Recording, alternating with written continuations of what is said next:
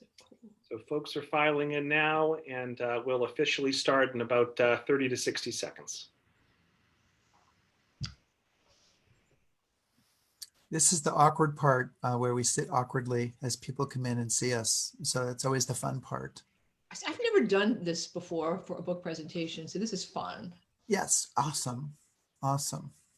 It is fun. It's good. You'll like it. And as folks are filing in, feel free to let us know in the chat where you're joining us from. So certainly optional, but if you feel so inclined, let us know what city and town or state you're joining us from. And same thing for the folks who are watching on Facebook. I know we're going to have, over the course of the next week, these videos will probably get thousands of views. But if you're watching live, let us know in the comments where you're joining us from.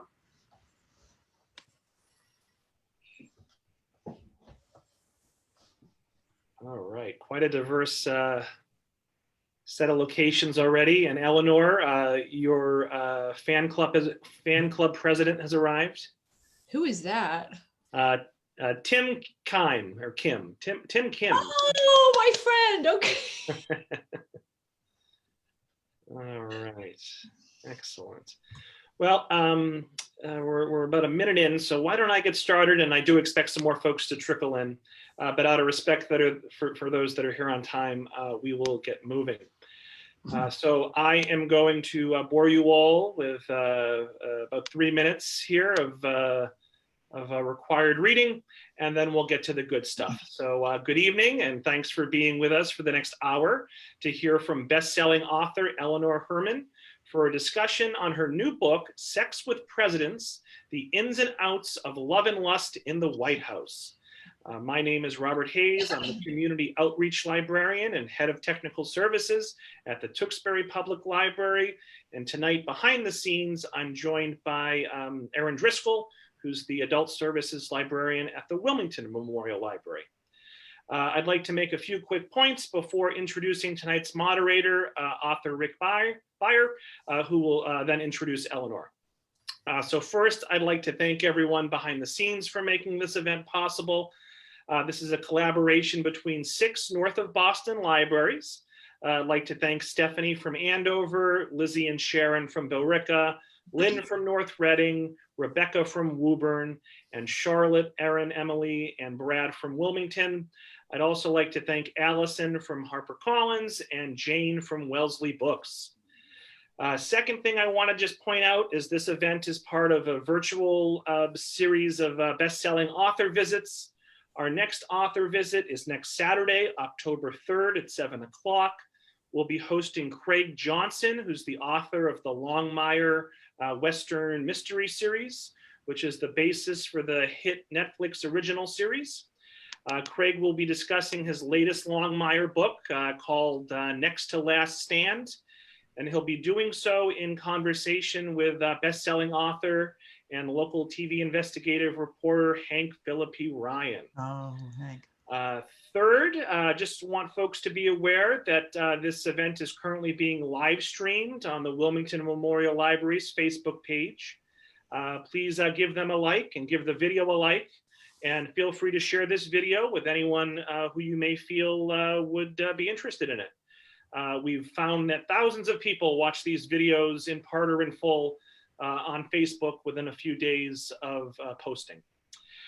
Almost done. Let's see. Fourth, just want you all to be aware that you'll be receiving a feedback survey tomorrow. Please let us know what you thought of today's event and what you'd like to see for future events. Also in the feedback survey will be a link to purchase an autographed copy of Eleanor's latest book from Wellesley Book, our bookstore partner, who will ship it directly to you. And finally, to set expectations, I anticipate this event lasting approximately an hour. Rick is going to introduce Eleanor. Eleanor has a slideshow presentation she's going to share. Rick will then ask Eleanor several questions, and then we'll turn to the audience, and Rick will take questions from the Q&A box. So you must type your questions into the Q&A box. The comments go in the comment box, and the questions go into the Q&A box. and Erin and I will be monitoring both, and Rick will be selecting questions from the Q&A box. All right, so let me introduce tonight's moderator, Rick Beyer. Rick is a New York Times bestselling author, an award-winning documentary producer, and a longtime history enthusiast.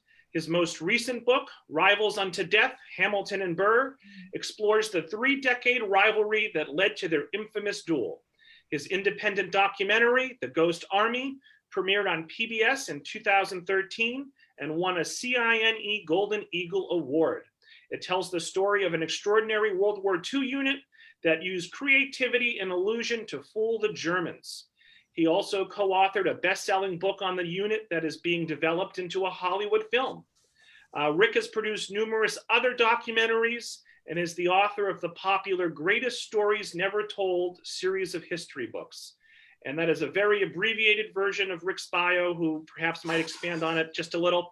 So let's give a big round of applause to Rick for joining us here tonight. And Rick, you can take it away. Thanks so much. Well, thank you, Rob, so much. And I'm really so glad to be here and be moderating this program and introducing Eleanor and talking to her. I've been reading her most recent book. I've written about presidents myself, being The Greatest Presidential Stories Never Told, being one of my books. And she's got some presidential stories never told in there as well. And so I think you're going to be really pleased to hear from her.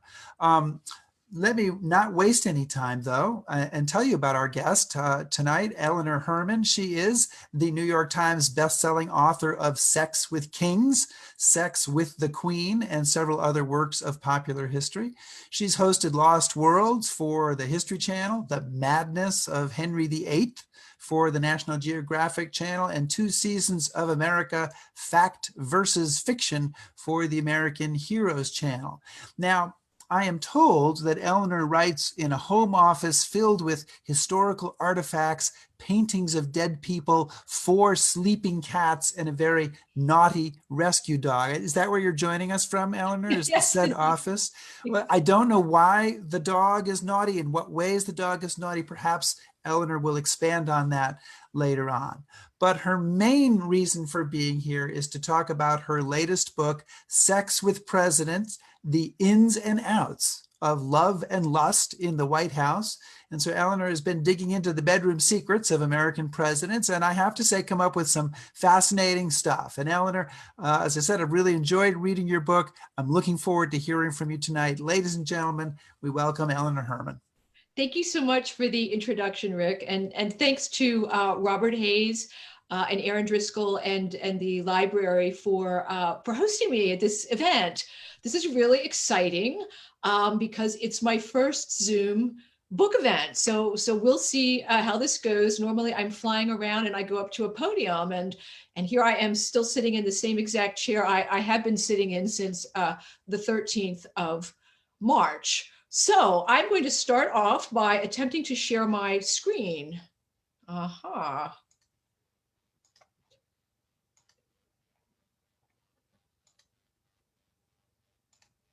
Whoa, it worked. Okay. That's fabulous. So my first book, as Rick mentioned, was Sex with Kings, which looked at the lives of European royal mistresses. And my second was Sex with the Queen, which examined queens who had love affairs. And recently, what with all the allegations of the bad behavior of the current resident of the White House, I decided it was time to explore sex with presidents. So as a descendant of Mayflower pilgrims myself, I've always been aware of a strong streak of Puritan prudery in our national culture, despite the hundreds of millions of immigrants to this country from every part of the world. And here we see some of my forefathers who were not exactly a barrel of laughs. So going into researching this book, I assumed that until fairly recently, American voters, unlike their European counterparts, must have been horrified by any political sex scandals and would mostly not have voted for any candidates embroiled in them. And I could not have been more wrong. The first US political sex scandal involved not a president, but one of our founding fathers, Alexander Hamilton was quite influential in writing and interpreting the Constitution, and he was the first secretary of the US Treasury. Handsome and flirtatious, he was happily married to a lovely woman, Elizabeth, and they had a growing brood of children when, in 1791, the 34-year-old Hamilton began an affair with 23-year-old Maria Reynolds. Unfortunately, we don't have a picture of Maria, but she must have been scintillatingly sexy because she had quite an effect on men. And since I just couldn't stand that there was no portrait of Maria, I came up with two pictures of what she could have looked like based on the time period. So Maria and her husband, James, had actually set up the affair as part of a blackmail scheme. Hamilton paid them a lot of money, even as he kept having the affair with Maria. He finally broke it off within a year, but he had written Maria a lot of letters. When the scandal broke in the press in 1796, leaked by Hamilton's arch enemy, Thomas Jefferson, Hamilton was accused of more than just having an extramarital affair. His political opponents saw the blackmail payments to James Reynolds as proof that Hamilton was using him to speculate in government investments on his behalf, thereby breaking Hamilton's own anti-speculation laws and reaping an illegal fortune. Instead of denying the affair, which I think a lot of politicians would have done, Hamilton wrote a 100-page pamphlet admitting it, including every letter he, Maria, and James had written each other, but denying breaking any laws. The American public appreciated his honesty. They didn't really care about his sex life, but they would have been furious if he had been financially corrupt. And his reputation suffered little damage in the long run. In 1787, the widower, Thomas Jefferson, the US ambassador to Paris, wanted to bring his 9-year-old daughter, Polly, over from Virginia to join him and her 15-year-old sister. There were difficulties in finding a suitable companion to look after Polly on the journey, and ultimately one of Jefferson's enslaved people on his plantation of Monticello, 14-year-old Sally Hemings, was given the task. Sally was his late wife's half-sister, as Martha Jefferson's father had had several children with one of his enslaved women. So on the left is Jefferson during his tenure as the US ambassador to France, and on the right is a photo from the movie Belle that came out a few years ago. There is no portrait, unfortunately, of Sally, but this is how I imagine her to have looked in France. She would have been dressed to the nines as the lady's maid of the US ambassador's daughters and would have gone to the court of Versailles with them to see King Louis XVI and Queen Marie Antoinette. We don't know when a sexual relationship began, but when Jefferson went back to Virginia 2 years later, 16-year-old Sally Hemings was pregnant. Now, she could have obtained her freedom by staying in France, but Jefferson persuaded her to return to Virginia with him, promising he would free their children when they turned 21, and she complied. They had 7 children over the next 20 years, 4 of whom lived to adulthood. And when Jefferson was president in his first term, a muckraking hack journalist discovered that the president had a relationship with his enslaved woman and several children with her, and he wrote the most scathing articles about them, hoping to make Jefferson lose the 1804 election. But American voters were happy with Jefferson's strong economy, low taxes, and the triumph of the Louisiana Purchase the year before, when he had doubled the size of the country at a pen stroke. Few cared about his relationship with Sally Hemings, and it appears the two remained faithful to each other until Jefferson's death in 1826. Few people knew that we likely had a gay president, James Buchanan, who was the president right before Abraham Lincoln. Buchanan, it seems, had a 13-year affair with a man, William Rufus King, who was vice president in 1853 and died in office. Indeed, James Buchanan is the only US president who never married. In Washington, the two of them were known as Mr. and Mrs. Buchanan, or Miss Nancy and Aunt Fancy, terms at the time used to denote gay men. And when King served as ambassador to France in 1844, Buchanan wrote a friend, "I am so solitary and alone, having no companion with me. I have gone wooing to several gentlemen, but have not succeeded with any of them." This story, by the way, never made it into the press. In 1873, Grover Cleveland, a 36-year-old bachelor, lawyer, and sheriff of Buffalo, New York, was courting 33-year-old Maria Halpin, a lovely widow with 2 children who sold clothing at a large department store. One night, he raped her, and she became pregnant. She begged him to marry her to salvage the situation, and he refused. When she had the baby, Cleveland took him away and gave him to a childless friend to adopt. He then put Maria in an insane asylum against her will, and she managed to get out after a few days. Fast forward 10 years, and Cleveland, who in the interim had been mayor of Buffalo and governor of New York State, is running for president with a national reputation for rooting out corruption, cutting taxes, and genuine accountability to his constituents. After Cleveland was nominated as Democratic candidate, people who knew about what had happened to Maria leaked the story to the press. Interestingly, Cleveland did not deny it. He was actually furious with his campaign staff, who painted Maria as a whore sleeping with several of his friends at the time. And Maria, to defend herself, jumped into the fray and told her side of the story. The whole country was in an uproar about it for several weeks right before the election. Cleveland's opponent, Republican candidate James Blaine, had a spotless private life, but stole money hand over fist from the government in a series of dirty deals. So, how would the American public vote? For a sanctified sex life or for a rapist who would save them taxes? Well, they voted for the rapist, and at the height of the Victorian era. Here is a cartoon during the campaign showing Maria with a squalling infant. Cleveland's opponents kept heckling him at rallies, screaming, "Ma, Ma, where's my pa?" And after he won the election, his supporters cried, "Gone to the White House, ha, ha, ha." In 1886, Cleveland, then a 49-year-old bachelor, married the lovely Frances Folsom, who at 21 is the youngest First Lady the United States has ever had. In 1908, Woodrow Wilson was the president of Princeton University and happily married to his wife of 20 years, Ellen, pictured on the right.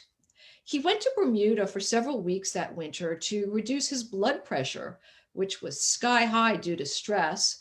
And while doctors could measure blood pressure, they had no medication to reduce it, so they just prescribed relaxation. It was there in Bermuda that Wilson met a charming married socialite named Mary Hulbert Peck on the left, and he began a heated affair with her that lasted several years, though it cooled off once he became president in 1912.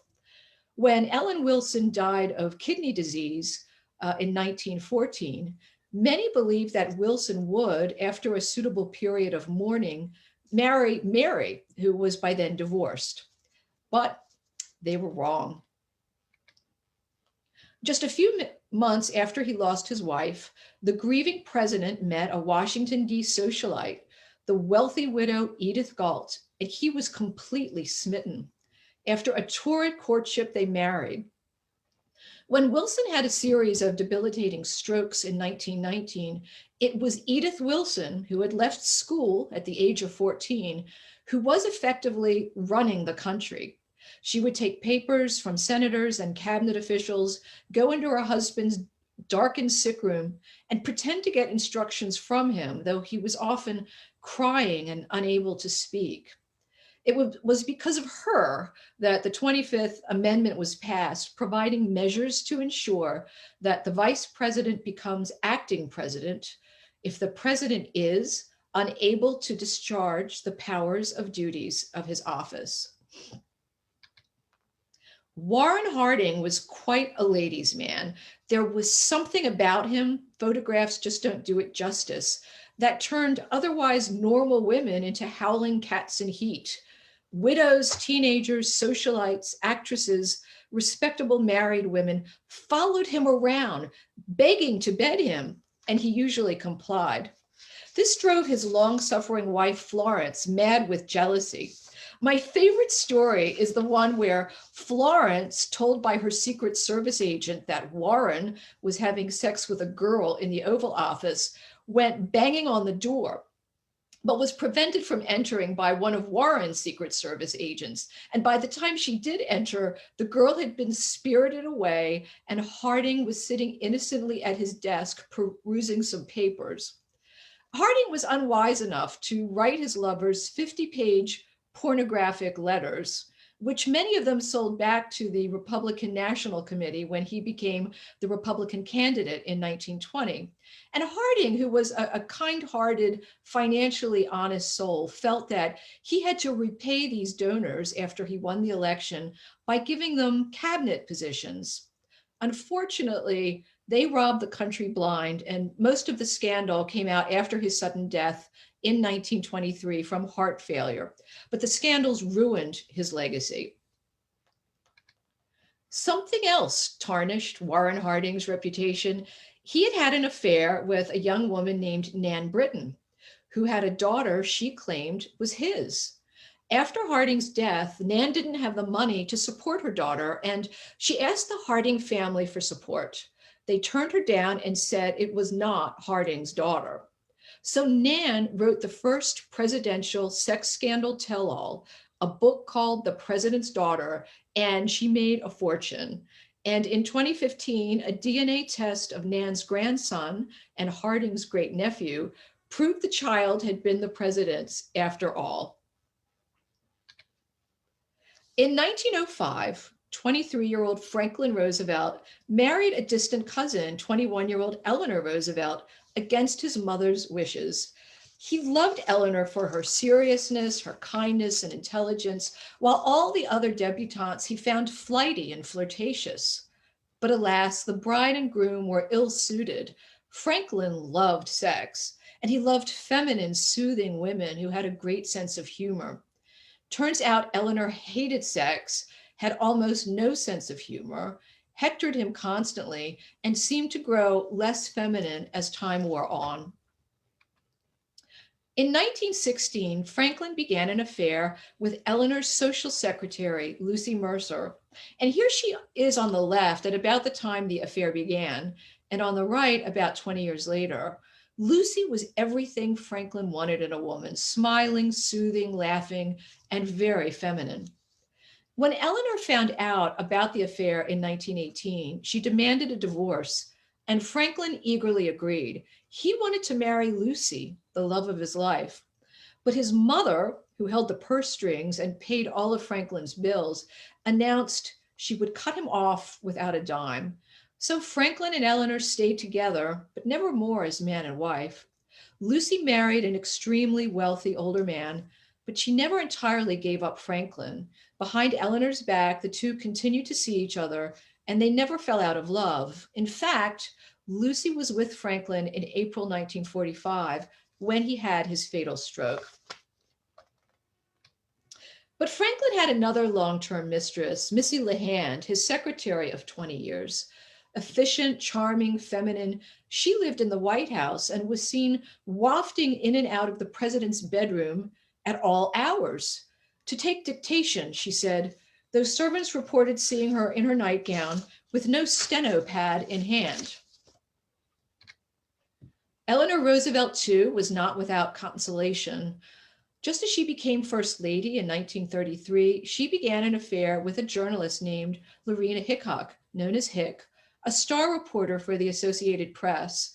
The affair ended after a couple of years. Eleanor became an international star, working for civil rights, women's rights, and helping the underprivileged. And she just didn't have time for Hick anymore.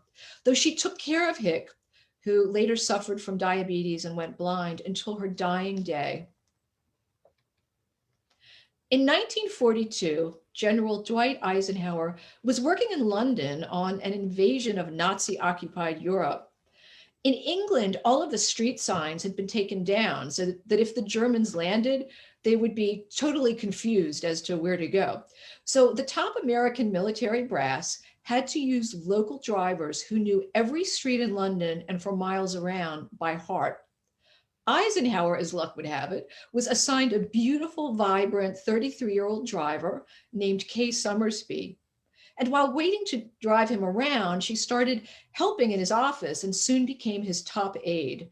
They often spent 16 hours a day, 7 days a week, working and relaxing together with some of his other aides.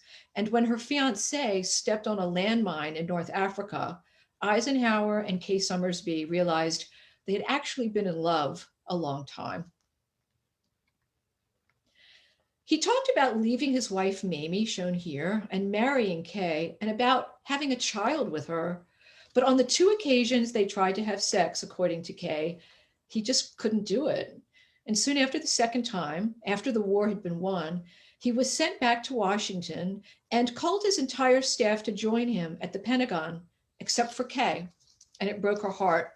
The man who faced down Hitler didn't have the courage to tell Kay face to face that it was over. As she wrote her autobiography in the 1970s while she was dying of cancer, she made it very clear that she had never stopped loving him. JFK and Jackie were the most attractive first couple ever, but the American public had no idea what a sham their marriage was. Jack Kennedy was a pathological philanderer. At a big party on their Mexican honeymoon, Jack disappeared with a woman, leaving his wife alone in utter humiliation. When Jackie gave birth to a stillborn daughter, he and his brother Teddy were sailing the Mediterranean with 3 Swedish blondes, and Jack didn't see why he should come back to visit his wife in the hospital. Jackie wanted to leave him before they had children, but her father-in-law bribed her to stay in the marriage, afraid that a divorced man could never become president. And after she had her daughter Caroline, she probably realized she was stuck with him. It is possible that Kennedy had an antibiotic-resistant strain of chlamydia, which he gave Jackie, which might explain why out of 5 pregnancies, she only had 2 living children. Living with such a shameless philanderer, she grew depressed and started using prescription drugs to deaden the pain. Before she became First Lady, she had an affair with Hollywood actor William Holden, and in the months before her husband's assassination, she had another one with Aristotle Onassis, whom she later married. Jack Kennedy had sex several times a day with all kinds of women, socialites, several of his White House employees, actresses, prostitutes. He liked to have sex with these women in his wife's bed when she was out of the White House, which was often because she just really couldn't take it very much. The First Lady had her own suite in the residence and the president had his, but he made it a point to have sex with these women on his wife's bed. And afterwards, he didn't even call the household staff to have her sheets changed. He made the Secret Service and the housekeepers pick hairs and bobby pins off Jackie's sheets instead of changing them. One night, the First Lady slipped into bed, put her arm under her pillow, and found a pair of women's panties under the pillow. She dangled them from her finger and told her husband to please find the owner, as they were not in her size. Jack Kennedy often had orgies in the White House swimming pool, which is still under the press briefing room you see on television today. So on the right, we see one of the president's lovers, Marilyn Monroe, singing "Happy Birthday, Mr. President" at Madison Square Garden in 1962. It was so obvious to everyone who saw them that night that they were having an affair. They practically oozed sex that Jack dumped her right away, handing her over to his brother Bobby to console her, and boy, did he. On the left is Mimi Beardsley, a 19-year-old intern in the White House press office in 1962, whom Jack invited to see the president's private quarters one night. And he forced her down on Jackie's bed and had sex with her. Mimi didn't call it rape in her memoir she wrote years later. She wrote that she was just so shocked, she just let it happen. But she did go home that night in a taxi, sad that she would no longer be a virgin on her wedding night. This is Judith Campbell, who had a multi-year affair with JFK at the same time. She was the mistress of Sam Giancana, the Chicago mob boss who took over from Al Capone. So this presented the president with a huge security risk, but he didn't care. According to Judith's memoir, even after FBI Director J. Edgar Hoover told the president the mafia could record them and use this to blackmail the president of the United States, Kennedy continued to see her. This is Ellen Romech, an East German call girl who had an affair with JFK. And J. Edgar Hoover investigated her too and found she was probably a spy for the Soviet Union. Attorney General Bobby Kennedy was horrified and convinced his brother finally to take national security seriously. And Ellen was sent packing to Germany. Usually JFK was completely reckless in his disregard for both his personal safety and national security when it came to his sex life. Women would appear at the White House saying the president was waiting for him, and the Secret Service knew they had to let them in without vetting them.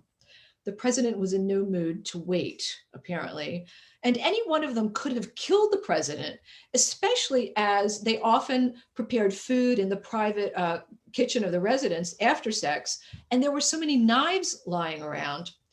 Now, when Kennedy knew he was going to entertain a woman in his private quarters, he let the staff know not to come up there. The White House electrician reported that one night when he went in the elevator to go up to a higher floor and change a light bulb, he pushed the wrong button. And when the doors opened, to his horror, he found himself on the residential floor with a blonde White House secretary running towards him, completely naked, breasts swinging, and he quickly pushed the button to close the doors. Lyndon Johnson came from a dirt poor Texas childhood, but had a brilliant mind for politics. In the early 30s, he was a congressman's aide with aspirations of becoming president, if only he could find a rich wife. He met Lady Bird Taylor and swept her off her feet. Still, that didn't stop him from having love affairs. His steamiest relationship was with Alice Glass, the 6-foot-tall, red-haired mistress of an important newspaper tycoon. There was talk in Washington about whether Lyndon would leave his wife to marry Alice, but the fact is, no matter how badly he at times treated Lady Bird, he idolized her. And after she accepted the fact that he needed to have women on the side, it was a happy marriage. One day as First Lady, Lady Bird walked into the Oval Office to find her husband having sex with a secretary on the sofa. She excused herself and backed out.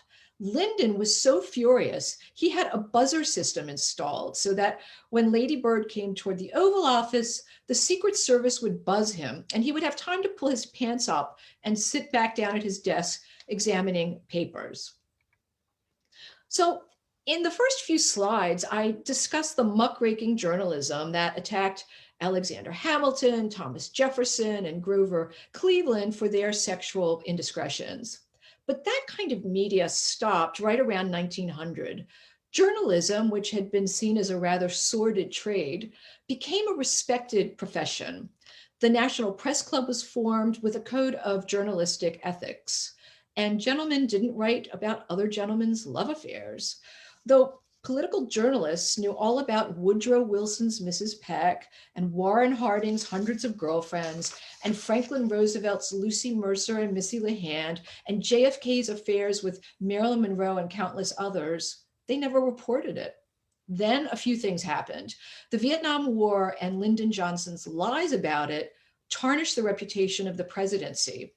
Teddy Kennedy's drunken careening off a bridge at Chappaquiddick killed a young woman, made a lot of reporters feel guilty as they had known for years he was a drunken mess and they had never written a word about it. Most importantly, Watergate happened. Suddenly, presidents were not to be protected by journalists, they were to be investigated. And almost immediately after Watergate, all the stories about JFK and his women tumbled out into the press. The first presidential contender to learn the hard way that times had changed was Gary Hart, a popular senator from Colorado who in 1987 seemed like a sure thing to become the Democratic candidate the following year. In May of that year, reporters at the Miami Herald received an anonymous tip that a blonde would be visiting Hart at his Capitol Hill townhouse one weekend, and they staked out his house. They found him there with Donna Rice, a 27-year-old model who apparently spent that Friday night with him. Hart was outraged that anyone would intrude into his personal life, and he denied having an affair with Rice, but it seemed pretty clear to everyone that he was lying. Not just lying, but lying in an obnoxious, pontificating, holier-than-thou way. Polls showed that 2/3 of Americans didn't care about his love life, but they didn't like being lied to. Hart dropped out of the race in disgrace. If he had asked forgiveness with tears in his eyes, perhaps he could have stayed in. The next presidential candidate with a scandalous personal life was Bill Clinton. He had, in fact, been planning on entering the 1988 race until he saw what happened to Gary Hart, and then he quickly changed his mind. By 1991, when he entered the race, he had his story straight. He would tell the press his marriage had had problems, but that was all in the past. When, however, early in 1992, a nightclub singer named Jennifer Flowers came forward alleging a 12-year affair with Clinton in Arkansas, Bill denied it. And during the campaign, Hillary hired a private eye and other staff to dig into the past lives of any woman, and there must have been quite a few, who might make a similar allegation and scare them into staying quiet or ruining their reputations if they did not. Voters, however, didn't seem to care about the likes of Jennifer Flowers. What did land Bill Clinton in a tub of very hot water was his affair with a 22-year-old White House intern, Monica Lewinsky. And once again, it was his lies that got him in trouble, not the sex. During an investigation, Clinton lied to special prosecutors about it, perjuring himself, whereas Monica had DNA proof on a little blue dress in the freezer. And it was this that got Clinton impeached, though he was not removed from office. Oddly, the final week of his impeachment, Clinton's ratings were the highest ever, 73%. Many Americans felt that he was the victim of sexual McCarthyism, and he had only lied about sex after all, and everybody lies about sex, right? So by the time we hit the late 1990s, Americans don't even care anymore if politicians lie to them about sex, which was a good thing for the next president involved in a sex scandal. Even evangelical Christians who were furious at Clinton's antics with women understand that Trump has always been a playboy and a ladies' man, cheating on all 3 of his wives and lying about it, and they don't care. Most of Trump's supporters don't even care about the numerous allegations of sexual assault or his boasting about it on tape. And I think this means that we are living in a post-sex scandal world. The current Trump sex scandal is that in paying off 2 women for their silence shortly before the 2016 election, Playboy Playmate of the Year Karen McDougal and adult film star Stormy Daniels, Trump may have violated campaign finance regulations, and this investigation is still going forward. It's a similar situation to that of Bill Clinton in that if both men had just said, yeah, I did it, I'm ashamed of myself, I owe an apology to my wife and the American people, there would have been no legal repercussions. That is what Trump should have done with these 2 ladies. And from now on, that is really what every politician involved in a similar situation should do. The fact is that few people really care about their sex lives. In 1884, most people didn't care that Grover Cleveland had raped a woman, and lying gets them in trouble. The last section of my book looks at political sex scandals in other nations to compare them to our own scandals. The French in particular see a lusty sex life as evidence of strength, virility, and leadership. When the Monica Lewinsky scandal came out in 1997, the French were utterly mystified by it, and they dubbed it Le Zippergate. One French politician, Christine Boutin, said, "He loves women, this man. It is a sign of good health." Before he became president of France in 1981, Francois Mitterrand lived for many years with his wife and her young lover in a Paris apartment. It shocks American sensibilities to imagine the three of them dipping croissants into their cafe au lait at the breakfast table. We cannot picture, for instance, Bill and Hillary Clinton inviting Monica Lewinsky to live with them and the three buttering their toast together, or Stormy Daniels passing a bowl of scrambled eggs to Melania Trump. Francois, for his part, probably had thousands of lovers, though his skills in bed were not that great. His mistresses called him 5 minutes, shower included. There was one woman, however, whom he loved most of all and with whom he shared decades of family life, Anne Pinjot, pictured here with their daughter Mazarine at Mitterrand's 1996 funeral. And when the French magazine Paris Match revealed the affair and the daughter in 1994, the French people were furious at the magazine for invading the family's privacy. But I will leave you with my favorite French sex scandal of all. In 1899, President Félix Faure of France was entertaining his mistress, a 27-year-old socialite named Marguerite Steinheil, when he had a massive heart attack. His hands locked into rigid fists in her hair, an iron grip from which Marguerite could not extricate herself. She called for the guards, who broke down the door, and, summing up the situation, they grabbed a pair of scissors to cut off the hair on the top of her head to free her. The palace descended into an uproar, and the First Lady was on her way. So Marguerite grabbed her clothing and, sporting a very unattractive new hairstyle, raced out of the palace. Unfortunately, she left her corset on the floor, which the First Lady found. It can be said that Félix Faure was one of the few political leaders who came and went at the same time. Thank you so much for your attention. Okay. Wow. Well, thank you, Eleanor. And where's my own video here? There I am. Hi. That is quite, we're all going to need to just chill out for a moment and maybe take a shower, I think, after that. Right?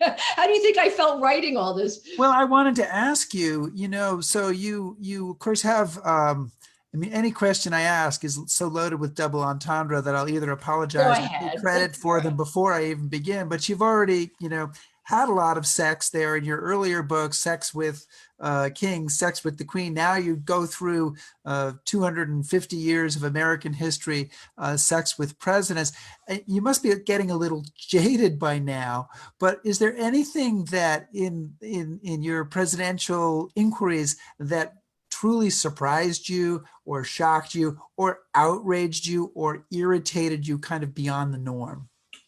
Okay, so what really, going into any book, and you're probably the same way, Rick, I start off with a certain set of assumptions, and I'm invariably proved wrong about some of them, which actually delights me because otherwise it would just be so boring, right? And as I mentioned, I really thought that this strong streak of prudery, priggishness, they all begin with P's, don't they? Puritanism, that it really went right down to the bone of the American spirit when it came to political sex scandals. And I found that it did not. It's definitely there. It's superficial. It's, oh, shame on him. That's disgusting. And, and then people go and vote for their own interests. Who's going to lower my taxes? Right. Who's going to make sure I'm going to have a job? Who's going to provide a brighter future for my kids?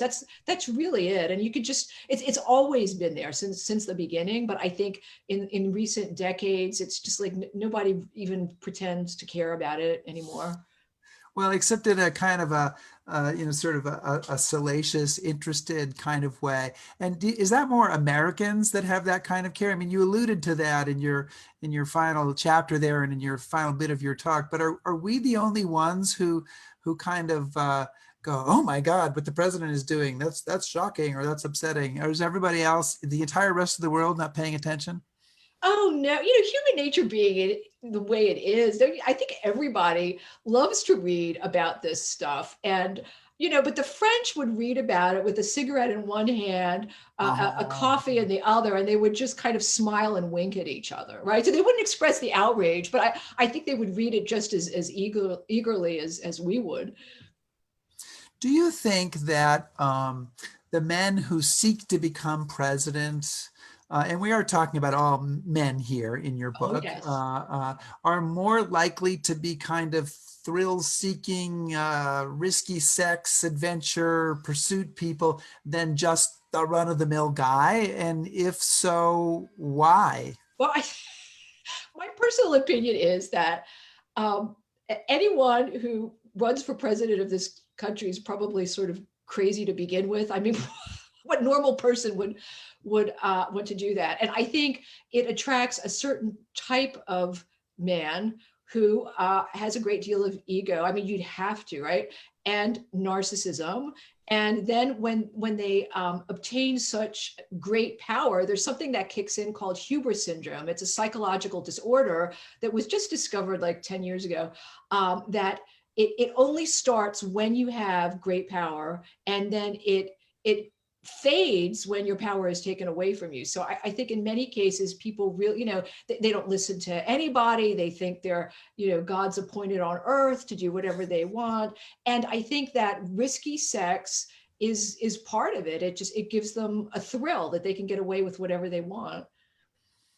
Now, your book, the thrust of your book, pardon the pun, is a focus on 10, I think 10 presidents. I'm close there, and Alexander Hamilton. Uh-huh. So, are these like the real bad boys, or are they just the tip of an iceberg, and we don't know about everybody else? Yeah, I think that's it. We don't really know about everybody else. I think we know about them in the 20th century, but I think in the 19th century there were just so many presidents, and if they had a girlfriend on the side, the journalists certainly would not have covered it towards the end of the century, and or maybe nobody ever heard about it. So I think there's probably more there, but I just didn't have any evidence. Right. So if Franklin Pierce or Martin Van Buren had a crazy sex lives, we're just probably never gonna. They've managed to cover it up. Right. I think so. Like some of them did. I don't know which ones. That's the problem. I'm going to encourage everyone to put your questions up in the Q&A area, and I'm going to get to some of those shortly. I wanted to ask you, you mentioned Alice Glass, who had an affair with Lyndon Johnson, and I wanted to ask you a question about that because I was quite fascinated with that story and a very telling passage in it. And I want to say parenthetically that your book is not simply salacious stories. There's a lot in there about the man, about the presidency, about how the story fits in and sort of what it all means. And I think that that's important for people to know. There's some real meat in that book, and that is not a double entendre pun. But there's this woman, Alice Glass, had an affair with Lyndon Johnson, and she was the mistress of a man who was essentially one of Johnson's mentors, Charles Marsh, who was a wealthy publisher. And Marsh discovered the affair. And he was angry, obviously, I think, as one might assume that a powerful man might be, that this young man he's taken on as a kind of a project had an affair with his mistress. And you write that Lyndon Johnson came to him and apologized, and that the two men continued that their relationship, their apology was accepted. And you write that Marsh's daughter, Antoinette Marsh Haskell, said they didn't let her come between them. Men in power like that don't give a damn about women. And I just found that really telling, because I think that some of what goes on here is, in fact, sort of it's classified by these powerful guys as, well, involves a woman. It's not really important.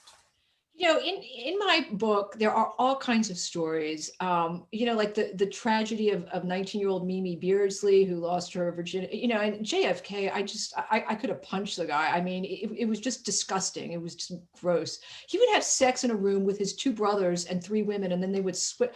I mean, having sex in a room with it was mind-boggling. So there was a lot of like just disturbing, gross stuff, but there was also some real love stories. For instance, Nan Britton just loved Warren Harding so much, and just reading her memoir, I just felt so badly for her that he died, and she had no money for her child. And then Kay Summersby just loved Eisenhower, and there was this love between Lucy Mercer and FDR. So these, they're just human stories. I mean, there's really not much sex. It's mainly human relationships. And I find that that's why I've written all of these books about powerful people. When you take human relationships and then you put them in the pinnacle of power, it's like heating water. It's like comes to a rolling boil, right? Like the stories are just more interesting. So I want to turn to some of the questions that people have asked us about. And we have a couple of people who are asking about basically how you found all this stuff out, how you found the information, what your sources were, how you checked it out and made sure that it was all true. All right. So I should begin by saying that my expertise was mostly in European history. And, I'd written all these books about royal palaces and crown jewels and kings and queens, and I really love that. And I really had to delve deep into American history. And I'm glad I did. I learned so many fascinating things about my own country's history. So in terms of the philandering, I started off, there are some general books about, presidential sex scandals. And so I read about, JFK, I think a dozen women who had sex with JFK wrote about it, right? So I read them, and then they would mention, oh, he was worse than Warren Harding. I'm thinking Warren Harding. Well, I better look up that one. Mm-hmm. And so it just one led to the other. There are letters in the case of Hamilton and Jefferson and Cleveland. There were all of these newspaper articles, right, that are a matter of public record, and so it is well documented. And I have several pages of a very detailed bibliography in the back. We had a question that someone put forward to us. Have you found any indiscretions in the lives of either President Bush or Carter or Nixon? I'm going to guess the answer is no, since if you found them, you would have put them in. No for Carter, though he lusted in his heart. Nixon in the early 60s had an affair with a Hong Kong cocktail lounge hostess. He would go over there periodically for trade missions, business, I don't know, whatever. And so they had a relationship, and it rose to the attention of J. Edgar Hoover, because this woman, while earning basically minimum wage, owned all this property, and her best friend was her best friend's father was a red Chinese general, and so they thought she was a spy, and so that was very, very upsetting. And so Carter, no. Who was the other one? Bush. Yes, the first Bush had a long-term affair, maybe 20 years, with his secretary, Jennifer Fitzgerald. Yeah. You mentioned Carter, but we should mention there definitely were some very straight-laced U.S. presidents as well. You write about John and Abigail Adams. Oh God, yes. And I think of Harry Truman and his wife, and I mean, there definitely been some people who were Jimmy Carter, who treaded the straight and narrow, and you could look all day and not find anything on them. Right. I mean, the Adamses were funny because they would write each other. They loved looking at other people's sex lives and then writing each other scandalized letters like, "Oh my God, it's disgusting. I see the devil in his eyes. He's seducing all the women." I think they enjoyed that sort of thing. And so I want to remind everybody that we're talking here with Eleanor Herman, who's the author of Sex with Presidents, and we are happy to take any of the other questions that you have here that we might be able to put to her. I was wondering, you suggested the possibility that you were talking a little bit about, you have to be crazy to be president. And so maybe you have to be kind of crazy to be pursuing women in this way. And when I look at John Kennedy, And I mean, I knew that Kennedy had affairs, and I usually kind of skipped over some of that stuff, but I started to wonder how the man had time, don't you think, to run the country? Well, I'll tell you how he had time, because each time he had sex, it was like 60 seconds or less. Okay, but I still, when I added up all the times, it seemed like If he did that 2 or 3 times a day, he'd have a woman come in and the whole thing would be less than 5 minutes. And, he had a very bad back, so he'd lie back and he really, didn't make much effort. And then it was done and he could get back to his state papers, I guess. Was there any president that you ended up being, I guess you talked about Harding, but particularly sympathetic to in terms of saying, well, they did this and maybe I should be shocked by their behavior, but I really kind of understand them and feel like I get them. Yeah, Harding was one. He was a nice guy. He had no business being president. He sort of became president by mistake. He was at the right place at the right time, or perhaps it was the wrong place at the wrong time. And so he was just a good old boy. He liked to smoke cigars and play poker and go around with women. And when he became president, it was the Secret Service, and his wife's always, keeping track of him in the White House and screaming at him, "You're not leaving this White House tonight, Warren." And he complained to Nan Britton, his mistress, that he felt like he was in jail and he hated his life. And one night the butler found him out sitting on the White House lawn, just sobbing, saying he wanted to die. He hated the job so much. Oh. And then when he started to hear that his friends had been stealing money from the government, that I think that may have hastened his death. He was only in his 50s, and he had a heart attack. Yeah. And Warren Harding is the president who was chosen in a smoke-filled room at the Blackstone Hotel. Yeah. Just about a half mile down the street from my house. I also developed a great fondness for FDR. He was a man of such amazing character. When he got polio in 1921, and back then, if you were that physically handicapped, I mean, they would just put you away for life. No one would want to have anything to do with you. And he worked so hard to overcome that, and he even fashioned himself a way of walking if he was leaning on his son's arm. And to get us through the Great Depression and through World War II, and his marriage was just very difficult for both him and Eleanor, that I can't begrudge him a couple of love affairs to just to make life worth it with everything he had going on. Now, my last question probably for you is, what about when we get women presidents? Okay, because I was thinking about this as I was reading your book, and oddly enough, I thought about an interview I'd heard with the one of the members of the band Hart, which was women, all women, and the interviewer said, "Did you have like teenage boy groupies who wanted to like hang out with you after the show?" And she's like, "No." It's not a phenomenon. If we get a woman president, what's the story going to be? Well, I read in my research that women generally don't have the ego narcissism thing going when they enter politics the way men do. Many men enter politics because they want to be somebody. They're going to beat their breasts. Look at me. Most women enter politics because they want to help somebody. So they want to have better schools for kids, or help senior citizens, or the underprivileged. And I also think, because I was really trying to find female leaders of countries that had sordid love affairs, and I couldn't. I mean, look at Margaret Thatcher, look at Golda Meir, look at Angela Merkel. I mean, where is it's making me laugh? It's not there, right? So I think when we finally do have a female president, it's just not going to happen, and I won't be able to write any books at all about that kind of thing. Well, that is unfortunate for you as an author, but maybe probably better for the country, right? Great thing for the country. I want to thank you, Eleanor, and remind everybody again, Eleanor Herman, author of the book Sex with Presidents. I have my copy here, so I'll hold it up so that you can see it. Terrific book. I urge you to check it out.